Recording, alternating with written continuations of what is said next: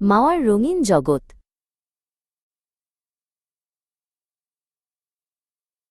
সকালের মিষ্টি রোদে পাখির কিচিরমিচির শব্দে ঘুম ভাঙে মাওয়ার। দ্বিতীয় শ্রেণীতে পড়া মাওয়া খুব চটপটে আর হাসিখুশি মেয়ে।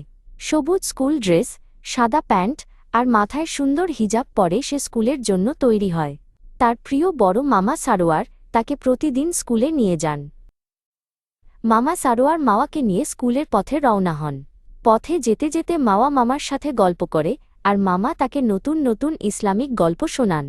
মামা সারোয়ার তার ভাগ্নিকে খুব ভালোবাসেন। স্কুলে পৌঁছে মাওয়া তার বন্ধুদের সাথে দেখা করে। ক্লাসে স্যার যখন পড়া ধরেন মাওয়া মন দিয়ে শোনে এবং সব প্রশ্নের উত্তর দেয়। তার পড়ালেখার প্রতি আগ্রহ দেখে স্যার ম্যাডামরা খুব খুশি হন। টিফিনের সময় মাওয়া তার বন্ধুদের সাথে খেলাধুলা করে, কখনো লুকোচুরি, কখনো দৌড়াদৌড়ি। স্কুলের মাঠে তাদের হাসির রোল পড়ে যায়। খেলাধুলা শেষে হাত ধুয়ে সবাই আবার ক্লাসে ফেরে।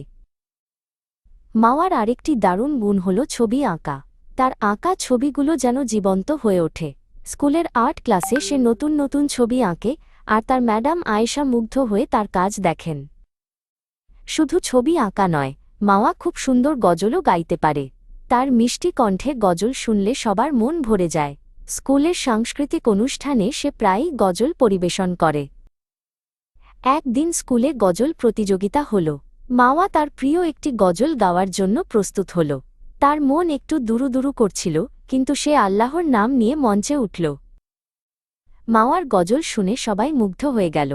তার সুরেলা কণ্ঠ আর স্পষ্ট উচ্চারণ সবার মন ছুঁয়ে গেল। প্রতিযোগিতার বিচারকরাও তার প্রশংসা করলেন। প্রতিযোগিতার ফলাফল ঘোষণা করা হল। মাওয়া প্রথম স্থান অধিকার করল। তার স্যার ম্যাডামরা তাকে অভিনন্দন জানালেন এবং তার উজ্জ্বল ভবিষ্যতের জন্য দোয়া করলেন।